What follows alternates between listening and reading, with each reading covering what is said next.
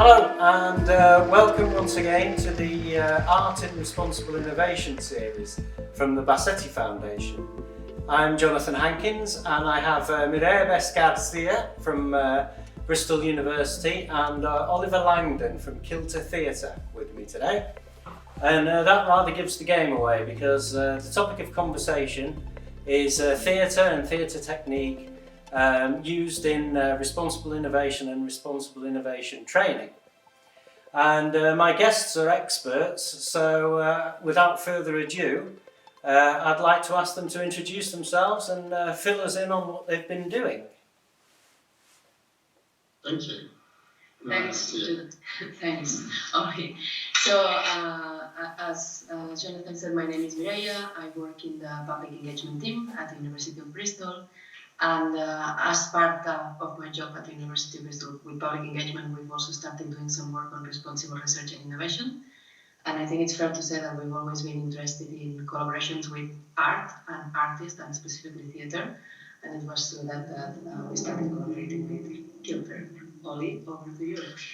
So I'm the director of a theatre company, and I've been doing that for 20 plus years, but for the last 7 or 8 years been working a lot in collaboration with different researchers at Bristol University and others, kind of translating some of our creative skills and experience into public engagement and into facilitating conversations with the public around responsible innovation. And why theatre? What does theatre bring for you? Well, for me, what theatre can quite uniquely bring is a shared experience where an audience can identify with two sides of an argument through a dialogue, especially with the style of theatre that we make, which is quite participatory. So audiences are enrolled in some sense, so they're required to think from different points of view quite actively. We invariably make our work in interesting locations, not in theatres themselves, but ask our audiences to sort of bring down the fourth wall of the theatre and actually inhabit interesting places where, again, they feel closer to the characters and to the story, and therefore are forced to work a bit harder and think for themselves. Yeah, I think that for us also, there's something about being able to explore futures that could happen in a safe way. And like, I think that's one. The first work we did together was about synthetic biology. If we were to ask people about synthetic biology now in the street, like most people wouldn't know what to tell us. Like they wouldn't know their opinion. But we work with Kilter. We travel into the future, like 50 years into the future, in a live situation where synthetic biology was part of people's lives, and they were facing a question, a decision that they had to do. And they took the public with them, and then like all of a sudden, like this thing that it's quite vague becomes something like quite particular. It becomes a decision you need to take, and then you are informed, like you have more information about what to do, and you realize what could be like the challenges of this new technology. So I think that this is very important. From public engagement perspective as well. We also found that like it was not only the effect that like the theatre had on the publics, but the effect that it had in the researchers. I think that just bringing Kilter in and asking different questions to the ones that researchers are used to ask themselves, and also giving them a space where they could explore these questions in a safe space was very important, and a lot of our work has continued in this direction.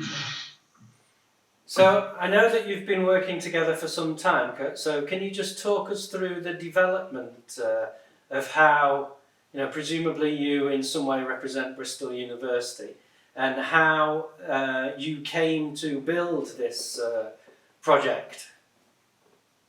Together, yeah. I think that actually it's been super nice to be able to work for several years with Kilter, because I feel that it's developed a trust relationship where we can be super honest, like super clear with no expectations. We're also like thinking in similar ways. Like we bring different things, but I think that there is a really good connection now.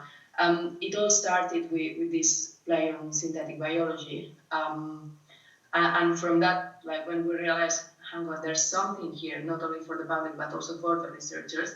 For us, it was an opportunity because we had to do work on responsible research and innovation with researchers, but we didn't really know how to do it in a way that didn't feel, we were telling researchers, you are not responsible, like, and if something goes wrong, like, it's your fault, like, that's not what responsible innovation is, but it's also not the message we wanted to give them. And we found that with creativity and with theatre specifically, because of the storytelling element, we could have like all these conversations.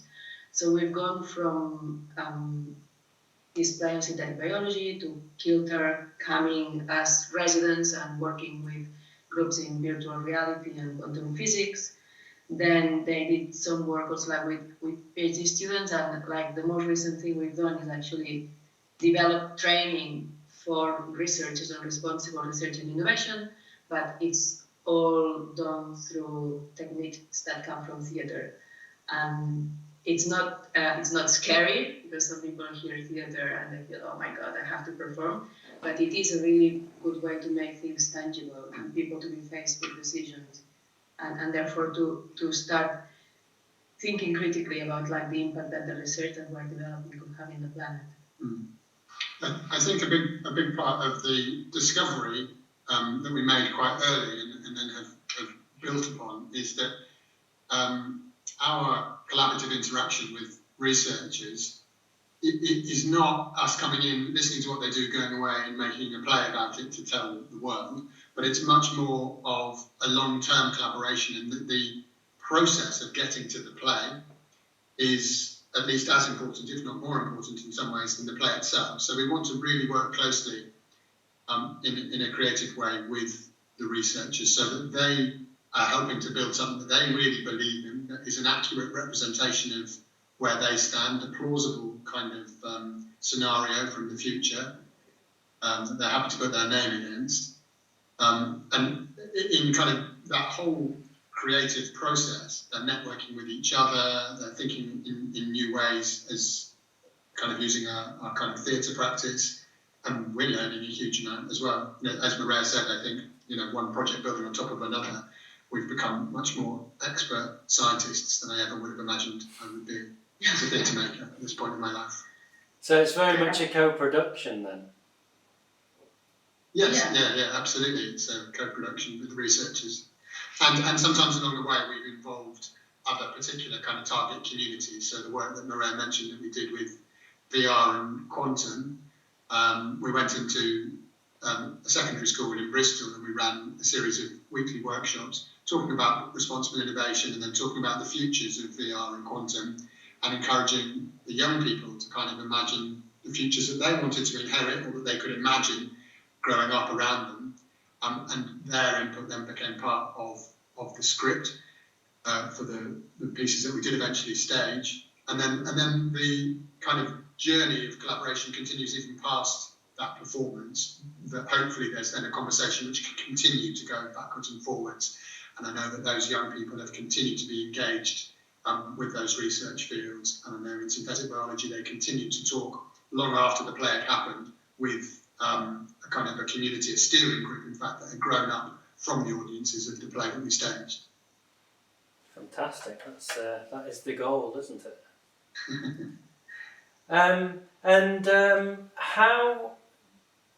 What's the structure that allows you to fund these kinds of interventions? How do you go about? What's the starting point? At the beginning, it was like through an European project, so it was an FP7 project, and there was like money for public engagement, and it was to develop a play. That's how we started. Since then, we've become more creative. I think that we're always trying to find little pots of money here and there in order to be able to fund some of these projects, and many times they are smaller than we would like them to be. But in England, there's something called the research councils, and one of the research council is the EPSRC. It's Engineering, Physics, Science Research Council, and they have money for impact. So for researchers that they are doing a particular research, then you can apply money to develop impact from that. So we've had money from them a couple of times to fund 2 of the projects. And then what else? Where did the money come for the legacy? The CDT? Yeah, from like the doctoral college as well. We had some. So this one, it was work with PhD students, but it was the idea, like, although like it had to be transformed because of COVID-19, but the idea was that like the PhD students were doing an internship with Kilter, so that they would be part of the whole development of a play. It needed to change, but they did write like the scripts for short films at the end. It wasn't, but yeah, it's about getting really creative and trying to establish links to things that would make sense, you know. So like we've never seen a call that says, "Oh, I'm going to give you some money like to do training in responsible research and innovation, or to do a theatre play." You know, it's always like thinking about how can we shape our project so that we are matching the criteria of this funding pot. But there is interest, no? I think that the more we do it, the more we can demonstrate the impact as well. So it becomes a more persuasive argument to fulfil lots of different kind of criteria that the funding body might be looking for. So when writing an application to get some funding, I think that one thing that is really important and it's not always considered is that as members of staff at the university, we get our salary at the end of the month, but this is not the situation with artists. So it is very important that this time is recognized, and like if you can't find a small pot of money somewhere at the university where you can pay for their time, I think that this makes a lot of a difference. And if this is not possible, I think that basically probably minimizing their work at that stage, like obviously making sure that they are happy with it, or trying to cover the cost like once you have the money from the funding, because I think it's something that happens a lot, that people are not really conscious of like the different situations, and like artists are asked to work for free a lot of the time. Also, the other thing is that like to pay them like the right amount of money. There's lots of people that think that like for the artists is about visibility, but you can't really give visibility. So I think it's very important to recognize the work of the artist. We're very grateful for that. But that does sound also like someone who spends a lot of time thinking about responsible behaviour and responsibility to other people. And yeah, I think that responsibility does exist. And I think that the point to make is that the responsibility that we spend so much time thinking about has actually rubbed off on Kilter, my theatre company. Certainly, like as an organisation, I feel like we have become more responsible innovators in our own field, which is good too. You mentioned before the EPSRC and the European Commission, and they have, we all have different ideas of what we mean by responsible innovation and responsibility. If you're producing materials, what, do you have a framework of ideas, or how do you consider that? There's a couple of frameworks. Obviously, there's the European Commission framework and there's the Research Council framework. I think it's fair to say that we maybe have been inspired by some aspects of each of them, but we don't follow like any of them particularly. I think the way we understand it is we want researchers to be reflective, to be thinking about the research they do, the impact this could have in the future, in the worlds that we're creating, but also like the impact that this could have like on the environment. Being really like aware that their way of looking at the world is one way, it's not the only one, and it's important to have a chat with other people. And also like being aware of of what it means to work on research and the conditions under which people are doing research. This opens issues around like integrity, pressures to publish, and then also like specific ethical issues that could be related to particular research. So like there's certain things that you can apply to our research, but if you are developing a software, you may want to check issues of cybersecurity. It depends on the research, but like each of them will have like some more specific issues. But for us, I think it is about like just being reflective and having the time to think about it, rather than just ticking the box of some themes that are part of a framework. Although like they can be useful to inspire and also like the fact that there are frameworks means that researchers are expected to do some work on that area. So it is a good way to, like we were talking about funding, so this is a good way of just actually being able to fund like some work, because it is an expectation that they have. Again, we see it in a more open way. And you say that the theatre group, Oliver, has also been infected by these ideas. How does that manifest itself, and how is that perceived? Well, I think our kind of USP has always been to sort of do a certain amount of responsible thinking, even before we started working with university researchers. But there are some kind of things that have come out of creative workshops. For instance, we've talked a lot with researchers in a load of different fields about an idea they might incorporate representatives from the natural world onto their research team. So we said, go out and find a plant or an animal, get to know all about it, and become a champion for that species. But then whatever you're doing, imagine that is sitting on your shoulder, kind of presenting its point of view about the work you're doing as a stakeholder. You know, if you're going to have an impact on the planet and you've got someone in your team who shares the planet with you, but will think about things from a very different way, then you know you're onto a winner. So we now have a hummingbird, hawk moth, and an apple tree on the board of the theatre company. That we can speculate about important decisions. Oh, fantastic! And what would you like to see develop? What would make life easier for you? Question.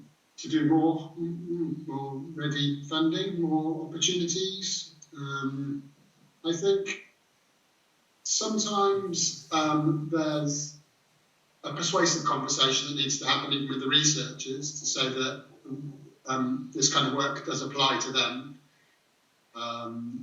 But in a way, that's part of the job, so I wouldn't want to eliminate that altogether. That's what we are doing. What else? I think that something that would be nice is that usually you get funding and you have these deadlines, you know, and like it doesn't allow for the time that is needed sometimes. Mm-hmm. You are creating like a relationship with the people that you are working and this is not something that happens from one day to the other. I think that like time limitations from researchers is also something important to take into consideration. Where the way we've been working with them has been to do like 6 sessions over 6 weeks, 2 hours a week. It would be nice to be able to continue working with them in a different way, but there's always like the time limit, the funding limit. So, and I think what I would love is that we as universities, for example, we could employ artists to be part of the teams.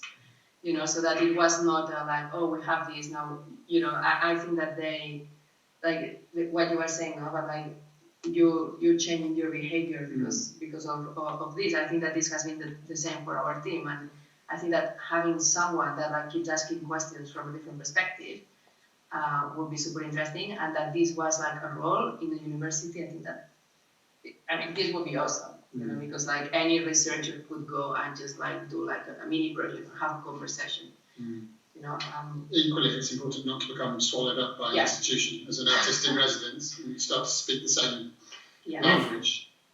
Otherwise, you need the different perspectives to bring in. But it would be nice to think, just building on what you were saying, Mireia, it'd be nice to think that this kind of creative, responsible innovation training was a critical part of entry-level academic pursuits, that everybody should know that that's a big part of any research that they're doing. And what have you got lined up for the future? Phew. Well, one of the futures. One of our futures, our real futures. We've just recently published a toolkit, which has got a whole load of resources available, open source for people to use, kind of creative games and exercises around the different themes that we've developed around those frameworks. Some of them are kind of self-guided things that anybody can pick up and do by themselves. Some require small groups, some require a facilitator. You can do some online, some in the room together. And I hope that going out into the world will kind of generate some more interesting conversations where we might be able to support responsible innovation research. And who should we send our listeners and our audience to see, apart from obviously your work? What else is there in the world that you find interesting in terms of ethics and responsibility in theatre? With theatre. Or with art more in general? I think artists as a whole have a hugely important role to play with the world in its current condition. That there's a lot of, winning hearts and minds is a part of it, although I think a lot of that's done.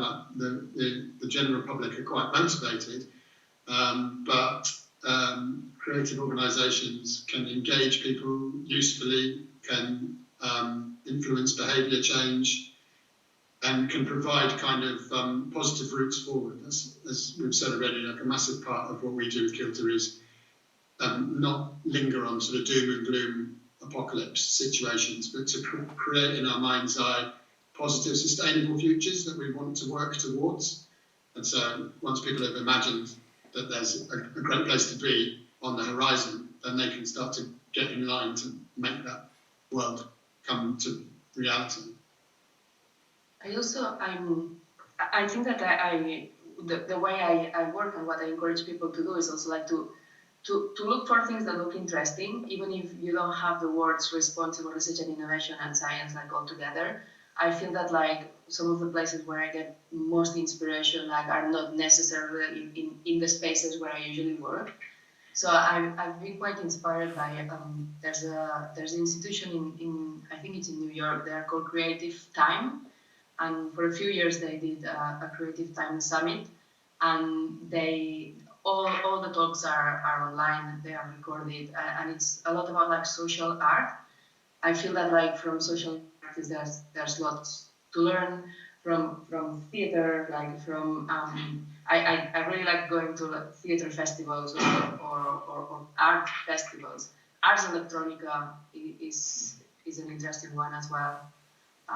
So yeah, I just pick ideas from different places. There's lots of people doing stuff like exploring technology as well, and like even if responsibility is not necessarily attached there, like there may be questions that you have at the end, and I think that if something provokes questions, I think there's something interesting there to explore. So that's what, and then for sure there's other people doing things and probably like exploring responsible research and innovation like under different frameworks or ways of doing. Like I tend to try to go to different fields and see what I can learn from those spaces as well. Okay, thank you very much. Thank you, Angelo, as well for filming. Yep. And let's carry on. Thank you. Bye. Yeah.